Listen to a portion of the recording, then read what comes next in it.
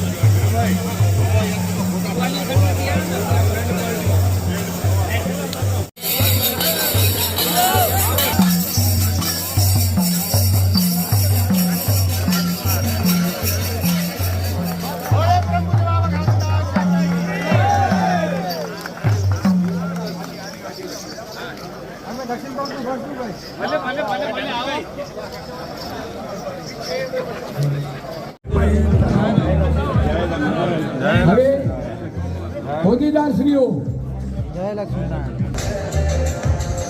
યુવા સંઘ હોદ્દેદારો,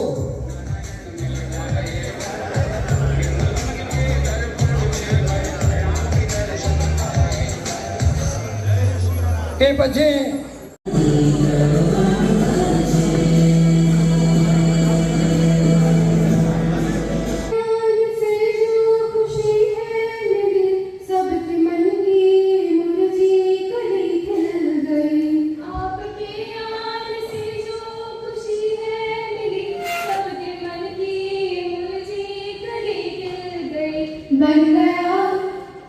बन गया इस घड़ी का हर क्षण चमन आपका।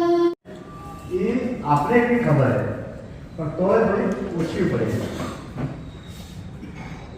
સંસ્થાએ આપણને ધરતીકંપ વખતે ખૂબ સારી સહાય કરી હતી, એ સ્વીકારે છે ને આપણે લીધી હતી।